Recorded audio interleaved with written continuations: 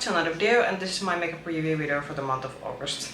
Welcome back, and this is probably going to be the first video that I am going to be posting during August, so my gosh, the summer is like almost, well, not almost over, because I do know that in most countries August is still like a summer month, and considering the heat wave we've been having like now for the last over a couple of weeks time, it's still fall seems to be quite of a distant idea, at least currently, because my gosh, my face is feeling like it's gonna melt. I did powder this up, and it's probably a good thing because we have few base products here that you are now kind of able to see how they actually last in use. If you hear any background noise, that's my background noise. English is definitely my first language. That's a dishwasher I film in my kitchen, and this is an ongoing issue we have at times because the program can be a bit long. But anyway, let's start talking about the products in this video. There will be timestamps in the sort of below the screen, and in that you will be seeing these divided to base products. We have some cheap products, we have some lip products, and then we do have one eye product, except for eyeshadow palettes that I do a review separately, and the palette video is going to be coming the week after this video goes live. But anyway, let's start talking about these products, because we had some interesting things that I've been trying out. So since I did a P. Louise dedicated review video during July, I also think I did a couple of other, like I also kind of did a Morphe palette focused video in July with these sort of collective makeup review videos, how is I usually do my makeup reviews. These have been a bit on a break, but now we're getting to the sort of normal program. So let's start with the base products. First we're gonna be having two foundation type of products, which is very exceptional because foundation isn't usually a product that I collect. It's a product that I actually end up use up before buying a new one. So, but I sort of did have to go buying already like a new one because I was traveling during July and I didn't know what my the foundation that I had at that time currently, and that it's actually the product that I'm currently wearing, would that be enough on the trip. So I actually had a different foundation on a trip that I'm currently still trying to use up. That probably didn't make any sense, but you will see it soon. So this is first the product that I'm currently wearing. So this is the Lumene CC Cream. Mine is in the shade 025. I think this is the second fairest shade in the line. This is a bit better than the 05 that I tried in their Glow Foundation line earlier in the summer, because that was a bit too orangey leaning. I think this is much better in terms of my undertone.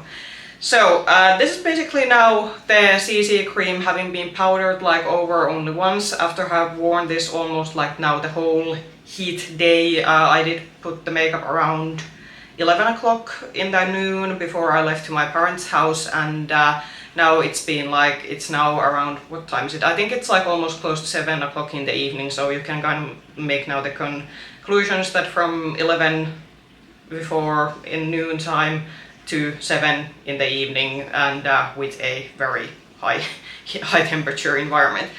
I'd say after, because I tried this already, like I have started using this already around June when the temperatures were much better, meaning they were a bit cooler.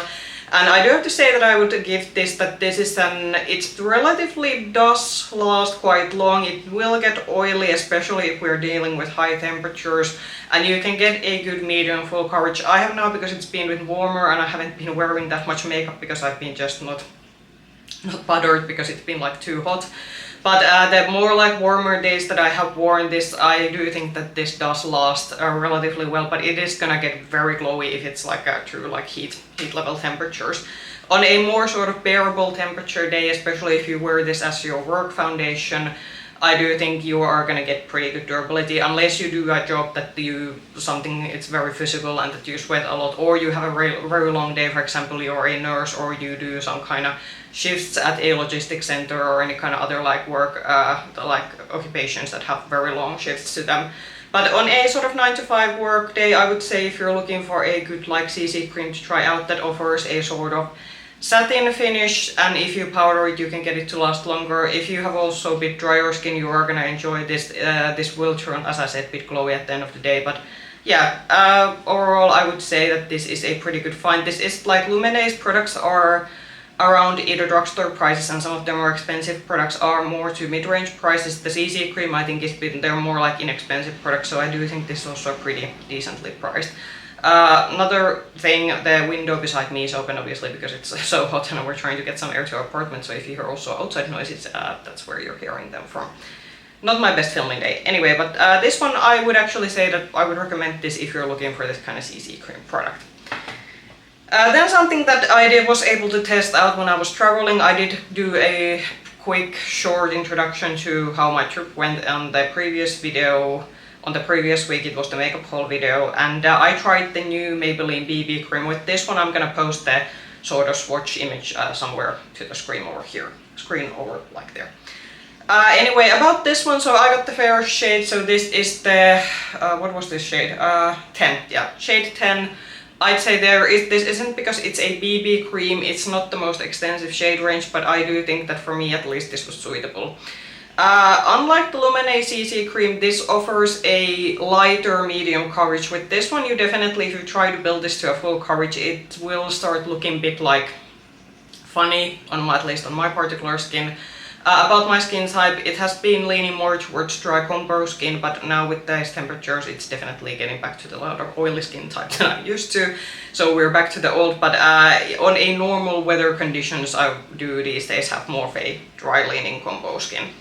But I do have to say I actually kind of like this maybe a bit more than the Lumene cream, for the CC cream, for the fact that I do feel that this kind of maybe sink into my skin a bit better. With the Lumene one, it did kind of feel at sometimes that it kind of sat on top of my skin. With this one I do feel that I was able to like get this maybe more into my skin, which kind of made it look a bit better. But definitely with durability, I would say the Lumene CC cream has a better lasting power. I, for example, had this BB cream and this was quite an extreme test on the day when we flew back from Austria. So I put this around 8 o'clock in the morning. We did some activities around Vienna before we had an evening flight home, and we were at home somewhere like around midnight. So I had a very extremely long day with this one. And this was looking pretty rough at the end of the day. I had basically like the BB cream had basically, I had barely any like foundation here anymore. Also around my nose it was looking like quite awful, and also here on the forehead. So this isn't going to be for those of you who want a long durability from your products. But I do say that if you're looking for something easy, light to light medium coverage, and you want something that maybe sinks into your skin a bit better, and you can find a shade within the shade range of this one, I don't think this is a bad option. This has an SPF of like 50, but always with foundation SPFs that's not enough alone. At a summertime it's a certainly nice addition, but still always people wear your SPFs underneath the SPF of your sort of BB cream. But I would also say that I do like this one, and I would actually say that even though this doesn't maybe have the longevity of the Lumene product, I kind of do still like how this looks better on my skin. I just know that for a longer days this probably isn't going to be the BB cream that I would like recommend. Then for the last of sort of complexion products, so this is the concealer that I'm currently wearing. Again, you can kind of now see, again, being on my face on a long heat day, so you can kind of now see how long this has lasted. This has a very interesting like consistency. I'm gonna show this. So this has this sort of like bent dough food applicator on it, and I do say the applicator is pretty nice. The shade that I'm currently wearing, it's not the shade that I would want it. So this is the 1N, so this is the neutral shade. I would have liked to have in the cool tone leaning shade that they do have in this concealer line, but our stores unfortunately didn't carry the whole shade range, so I had to go with the closest one that I thought would suit me. The neutral shade, it's a bit yellow leaning, but I don't think it's that obvious when it's on my face. But about the consistency, this has been a strange consistency that I had come across in one W7 concealer that I didn't like. It's the sort of it sort of has like, it goes emollient on your skin, but once you start blending it under your eyes, it kind of ends up looking dry. And that's not something that I expected from a serum concealer that they are advertising that will luminize your under eyes and it's supposed to be hydrating. I don't think this looks as bad as the W7 concealer did. That one I think I didn't even use up because it was just for me. I found it looked terrible under my eyes, but this for some reason does make my under eyes look a bit dry, which is confusing. So anyway, sorry about the interruption. So about this one, if you have used this, do put it in the comments what was your experience, because I'm not 100% sold on this one. I was thinking that because I'm someone who already has like under 30 under eyes, I thought that this would be very suitable considering my current makeup preferences, but I don't think this can be my favorite concealer. I'd say it's an okay concealer, especially if you like a more lighter to medium coverage, but just the texture of this, how this looks under eyes, especially without powder or anything, not a big fan. Then let's go to cheek products, and surprisingly we don't have any blush, so that should be an achievement on its own considering how much blush we have seen on my channel. So I actually got one of the NYX highlighters. These came to Europe during the beginning of summer in States. These have been already available I think during springtime.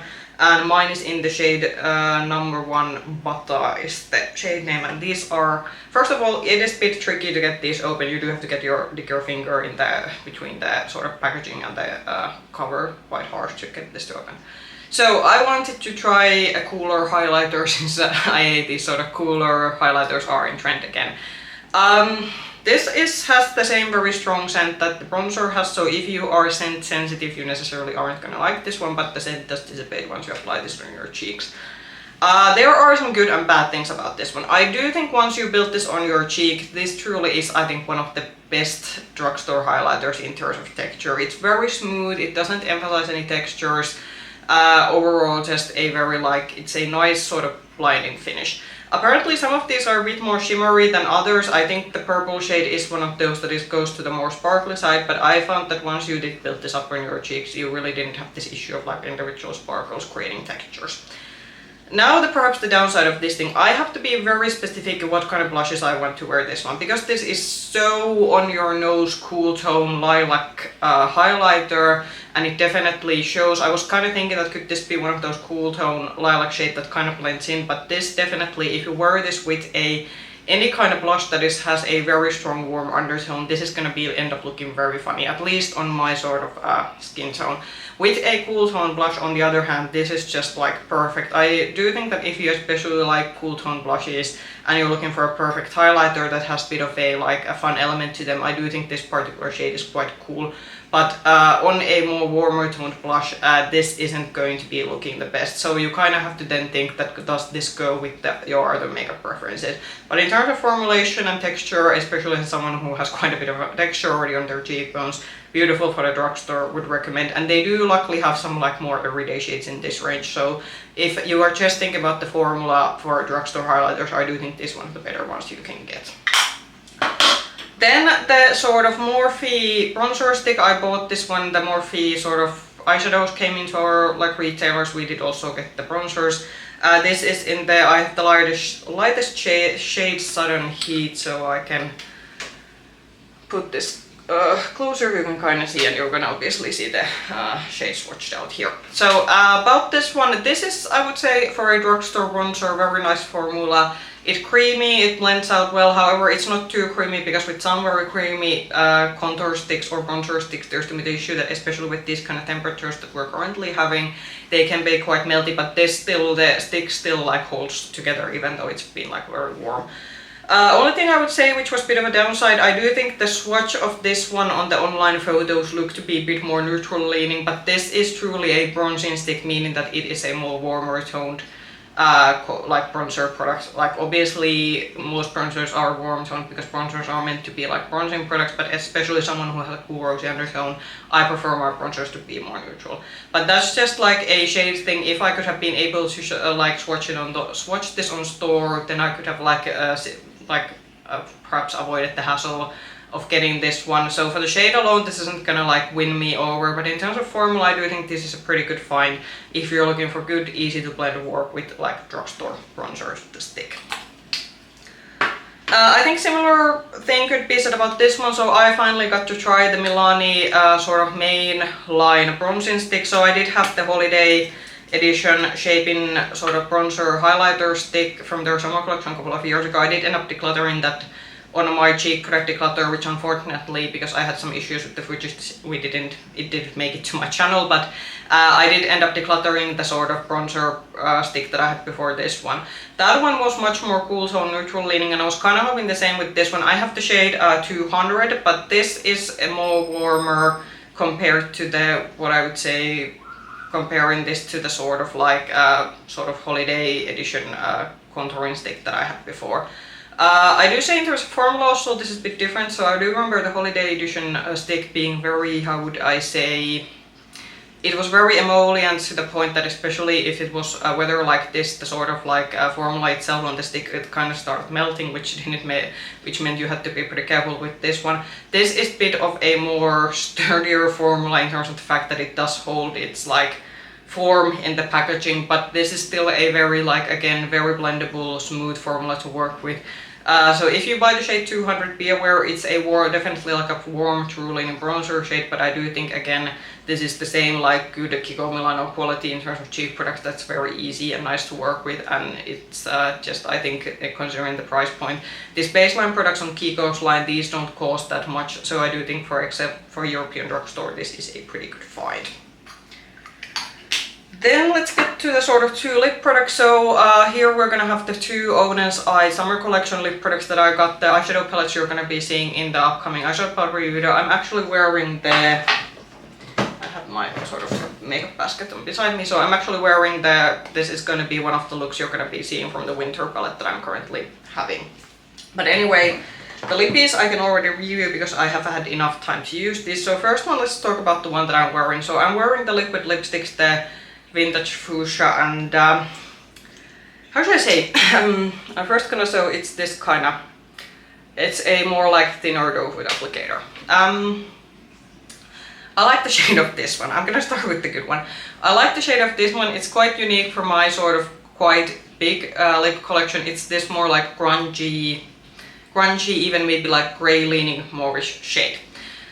But I like the previous liquid lipstick that I had from them was the Judy one, and I didn't like that one. I did discuss quite extensively that I felt the formula was waxy. It was kind of like you needed to do more work to get it to spread even. I even had the issue that even though this is a formula that they do claim that doesn't set down completely, however with the Judy formula, because I'm still expecting if you're advertising them as a liquid lipstick that it should still hold its form relatively well on your lips. With that one I had like pink, for some reason, like I had pink flakes occasionally like around my mouth, and I needed to baby the Judy liquid lipstick a lot, and I did end up decluttering it. So this one, it doesn't have the waxiness, so this is even like drier to work with than the one that was in the sort of Judy Legendary Diversa collection, and it's very strange. The dryness or the lack of waxiness does mean that with this one, this definitely stays with better. It still doesn't dry down completely, so if you drink water you will have the sort of liquid lipstick on the rim of the glass, but it's because it's also missing the waxiness, meaning it's kind of missing the sort of slip the sort of, for example, liquid lipstick had. I have the issue that this is even more stiff to work evenly on your lips, and because this is a deeper shade, as you can probably see, with a deeper liquid lipstick especially, I don't want it to be sort of patchy and hard to work with. So I'm gonna be saying this straight out, as long as Oden's Eye are gonna continue with this kind of liquid lipstick formula, I'm not gonna be buying any more liquid lipsticks from them. If they reformulate or they go back to their sort of good liquid lipstick formula, which they have in there, I actually have one here. So if they go back to this formula, I'm buying them again, because this is still one of my all-time favorite liquid lipstick formula. This is definitely one that dries down completely, so it's a bit more like drying, but also I have to say this is also drying, but this doesn't dry down completely. It's harder to work with than the OG liquid lipstick formula, and this is somehow now even like worse than the one that they had in the sort of Judy edition of the Legendary Diversa collection. So this one, not something that I am going to buy anymore. I'm gonna keep this solely for the reason in my collection, because I do, as I said, I actually like this shade and it's pretty unique to my sort of lip collection, but just as an overall, the process of applying this isn't just pleasant for me. Then the sort of positive surprise, so this is the Citrus Camellia shade, and this is one of the glossies, so it's a mauvish gloss, and with this one what I'm gonna do actually is that I'm gonna be posting the swatch picture in here, and within that picture I'm actually gonna have the Angelica Nyqvist Spectral gloss shade beside this one, because these are quite, if you have the Spectral gloss shade from Angelica's Halloween collection a few years back, I do think this is quite similar. I think this is a bit more red leaning shade, while Angie's shade was, I think, more brown leaning, so it's kind of different, but the shade difference is very subtle. So I think this was maybe, again, because I can't see these in store because Oden's Eye only sell their product online. With this one it was a bit hard to tell just based on the promo images how close this is to the Angie's sort of lip gloss that was in her sort of collection, but still I would say that in terms of gloss formula, this is like the good gloss formula that they have had now in few of their collections. I do like this one. It's a bit, especially the deeper shades, they are opaque, but you get nice sort of glossy effect. It doesn't have, this has a bit of sparkle to it, but this is definitely more of the glosses that give you a glossy sheen. So the lip gloss in the summer collection, or in the liquid lipsticks, not so much.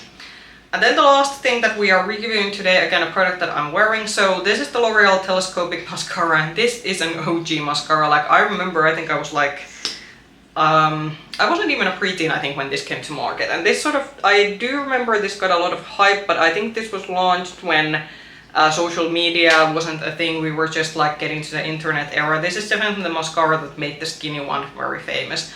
And I would say that so far this is like the best mascara in a while that I have tried. This isn't gonna still dethrone my Lush Princess because while I do think this gives very beautiful length and separation, this kind of lacks in the volume department. You do get a decent like amount of volume, but compared to the Lush Princess, this is more what I would say a lengthening mascara. This does smudge, so I do think that if you want the, if you don't want to avoid the smudging, for me, I'm not that sensitive to it, but I know some people are very peculiar about that one. So they do have a waterproof version of this one, but I'd say the OG one, L'Oreal should definitely re-promote this more, because I do think, considering that I have been like definitely trying out new mascaras, but not a lot of them have been wowing me, but this one definitely was like from the first get-go, I was like that, wow. There is a limit that you can build this. I tried to today for this video build this to the like to the most that I could get it, and I think after 3 coats it doesn't really do anything more. So I think 3 coats is pretty much the maximum effect they're gonna get with this one.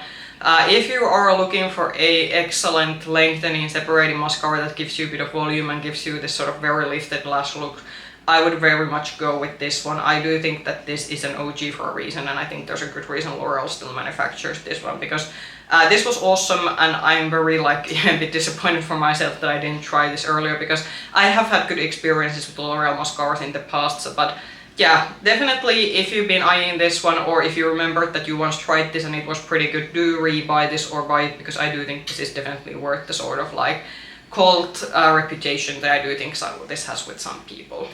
Those were the sort of products I had been trying out for the last couple of months. Do comment down below, have you tried any of them yourself and what did you think about them? Or maybe drop down in the comments below top 3 makeup products you've been liking recently. They can be new products or just some OGs that you have gotten into your rotation.